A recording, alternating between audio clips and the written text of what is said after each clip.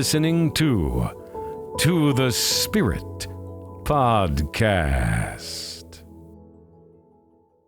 Welcome back, dear listeners of To the Spirit, the place where the veil isn't just thin, it's practically sheer. I'm Beck, your bridge walker, truth seeker, and ghost light chaser. And tonight, we're lighting the path with something glowing, floating, and very persistent in the world of the unexplained. Orbs. As always, I'm joined by the lovely, radiant, and possibly bioluminescent Rachel. Rachel, do you glow under pressure or only in infrared? You know my biophoton game is strong, Beck. Well, tonight we're opening the lens both literally and spiritually on orbs. From tiny floating spheres caught on night vision cameras to glowing orbs that chase fighter jets or disappear into the sea, we're going to explore the paranormal theories behind spirit orbs, color meanings and spiritual messages, UFO orbs, government reports and tech cover-ups, real orb encounters, some of them our own, whether these spheres are watchers, messengers, or something else entirely. So settle in, dim the lights, and if you see a glowing ball hovering by your ceiling fan, don't swat it. It might be your great aunt checking in. Well, let's start with the big question. What are orbs? Some call them anomalies. Others say spirits. A few say they're just bugs on parade. And then there are those who believe orbs are part of a far bigger cosmic system, beings of light or energetic entities not bound to our realm.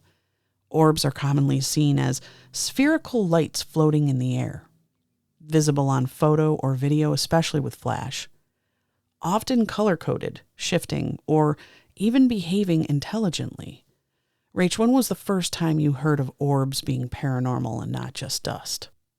I think it was on one of those paranormal shows back in the day. Probably Ghost Adventures, honestly. Oh boy, it always comes back to that, doesn't it? I know, like, I've been watching that show for years. But that's probably the first I saw the orbs and learned about the orbs. Some paranormal investigators say orbs are like spirit scouts, precursors to a full apparition. Others say orbs are the spirits, and still others, they say orbs are sentient light forms, almost like the soul's raw shape. Let's dig into the ghost world first. Across haunted locations worldwide, from Waverly Hills to the Tower of London, people have caught photos of strange floating orbs. Some appear near gravesites, others in homes during or after funerals.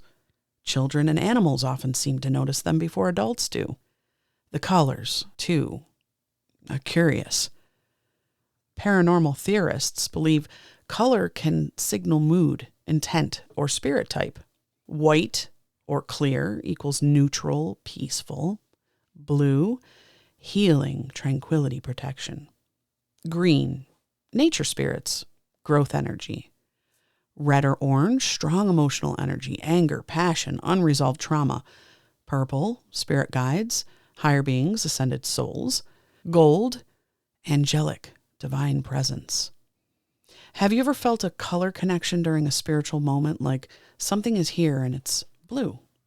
Well, it's interesting. My sister had pointed out something on some photos on her Facebook pictures, and some with like my dad too. They're outside, and it's not every picture, but a lot of them when they're outside by the beach, by the ocean, they actually have a little green orb on them. Huh. Yeah, and I wondered if it was the sun, but on some of them, like, it's not there. It's not, a lot of the outdoor ones, they're not there, but on specific photos, there's a little green orb. Well, they relate that to the nature orbs. Yeah. So that sounds about right. Makes sense. Yeah, it's pretty cool. Well, let me share a story from a listener named Marie. She was sitting by her mother's hospice bed, grieving in silence, when she snapped a photo of her mom's hands. She caught a vibrant golden orb hovering just above them. A few hours later, her mother passed peacefully. Marie believes that orb was a guide, or her mother's soul preparing to lift. Before we continue, I'd like to share something very special. I reached out across the veil to connect with someone I've long admired and respected in the spiritual community, Allison Gannon.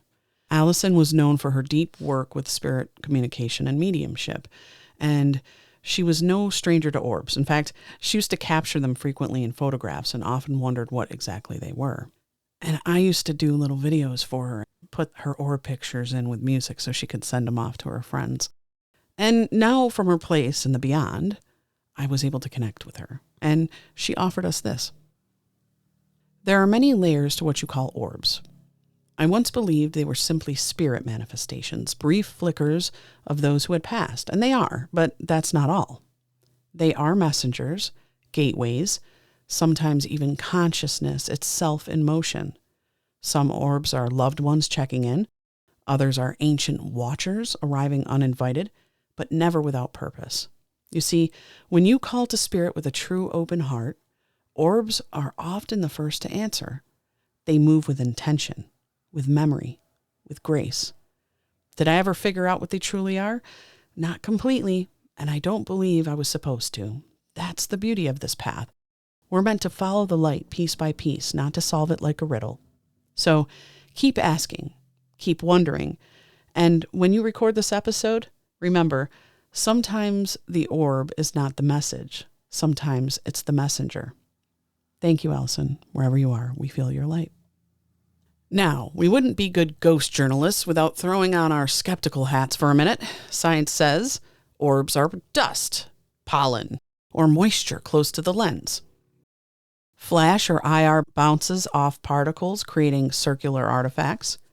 The glow is from the light scattering in a round shape due to camera focus, but that doesn't explain orbs seen with the naked eye, or orbs that move intelligently or hover for long periods, orbs that follow people across rooms or property lines, the emotional or physical sensations reported during orb events. Rach, have you ever been touched by an orb or felt something right before one appeared? Pretty profound orb experience that I had was the week after my mother passed, when everybody's coming into town and we're getting all the arrangements set up and everything. I'm at my parents' house, and my partner David is helping out with the food for the funeral, and he takes a walk around my neighborhood and he's talking to his mother, and they're arranging and planning everything. So we're in the house while he's out there, because he has to move around while he's talking.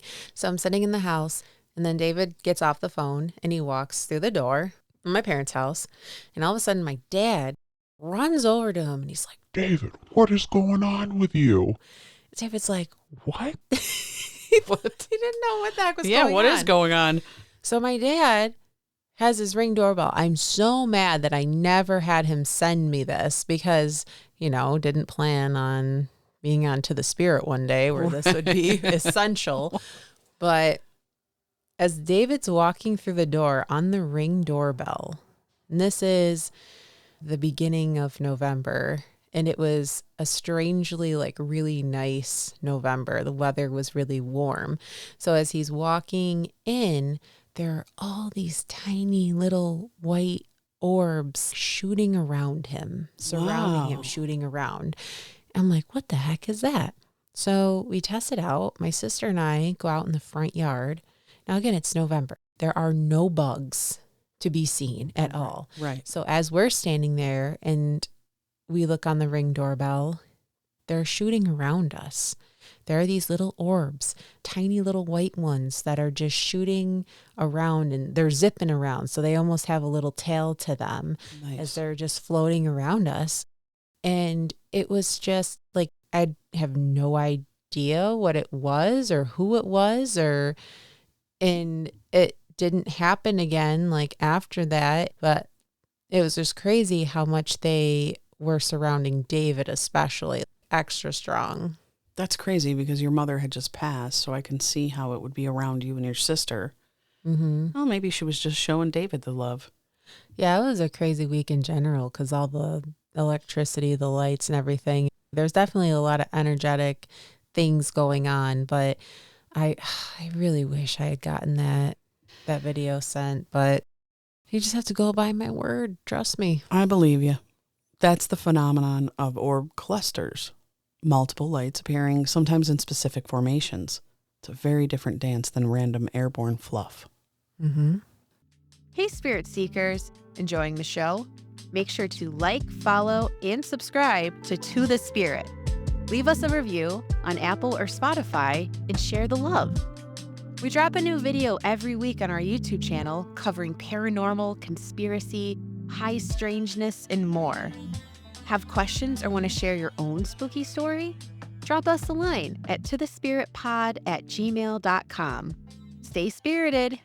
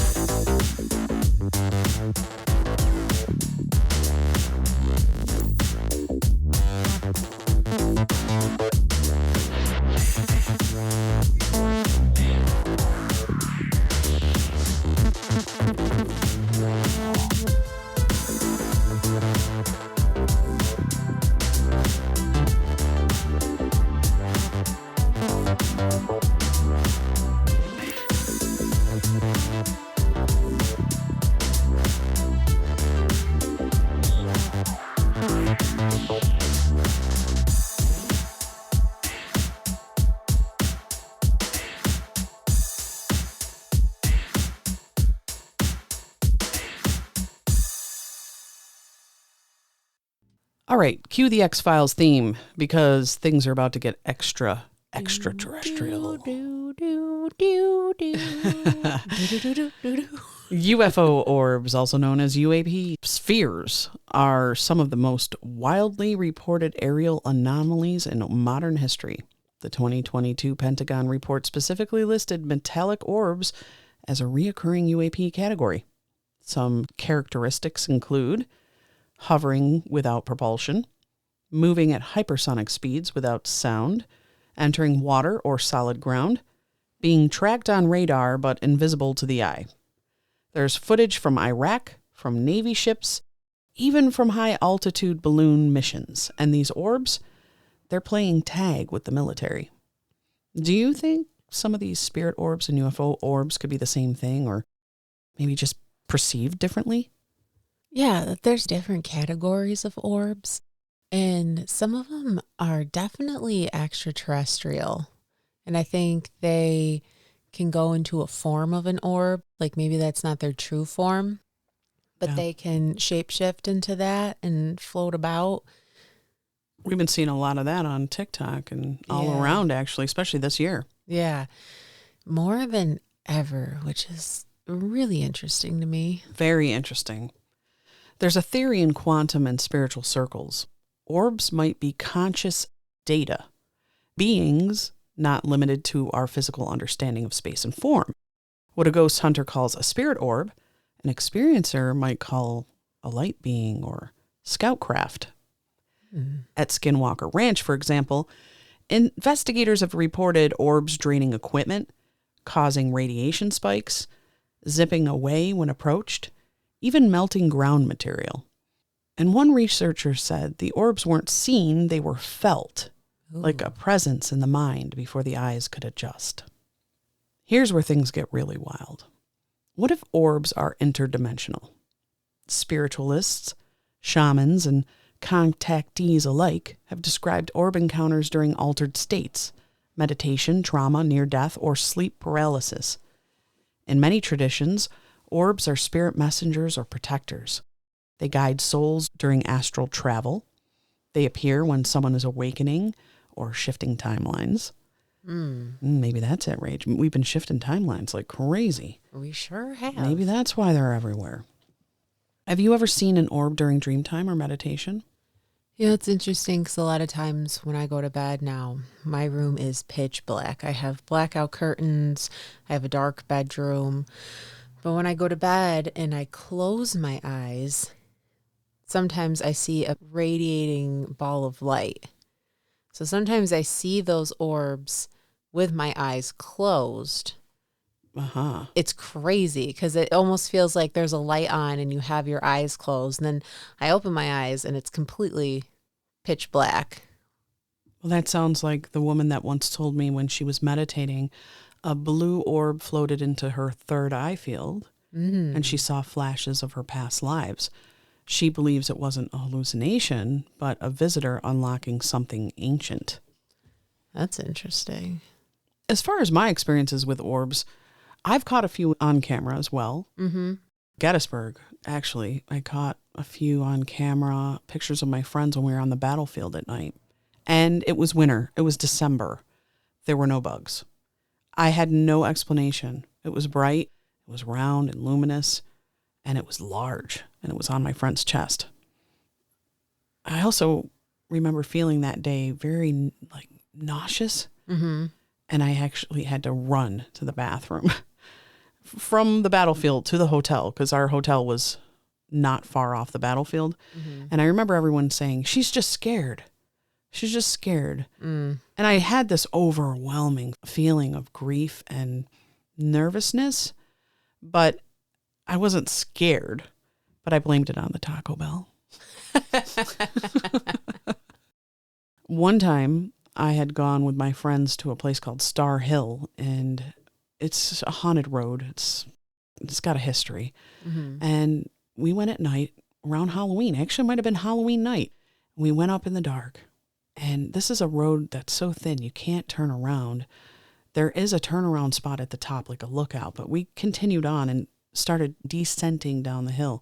And as you descended down the backside of the hill, it was all not paved. It was a dirt road, very small. Just your car tires could just fit a sedan. And as we slowly descended, on our right was the cemetery.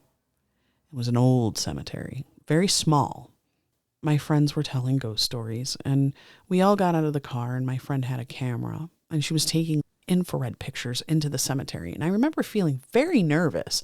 Like I didn't want to leave from the driver's side of the car. It was in the back seat, driver's side, so I was standing back there. And I was just kind of peering over into the cemetery when I started seeing all these orbs really brilliantly bouncing up and down like they were lanterns in the woods behind the cemetery. Ooh. Now, I didn't know what exactly that was, but it didn't have a good presence. It didn't feel warm and fuzzy. It felt frightening, and I wanted to go. I think everybody really wanted to go. When you know, because it'll have a frequency, and if you don't have a good feeling about it, you got to trust your instincts on that. I agree. So I think they can come in all shapes and sizes. So where does this leave us?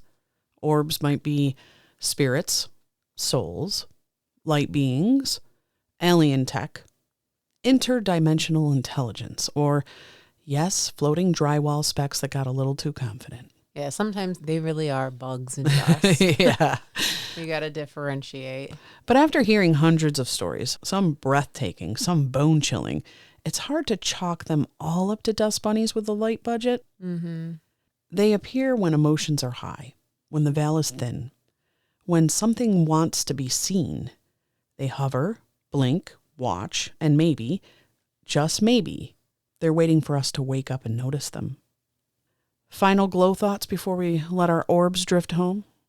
If you ever want to try to see if you got something going on in your house, take your phone, put the flash on, and just take some pictures. I feel like digital cameras really picked up orbs a lot. I think they still make disposable cameras out there somewhere. I feel like those catch orbs more than phones, honestly. Something about the film kind of has more of that. Because you look at old photos, there's definitely more evidence of orbs on there. Yeah, I agree. Yeah, so if you ever just, you feel a vibe or something, or you feel like you're not alone, just put your flash on and take a picture and see what you find.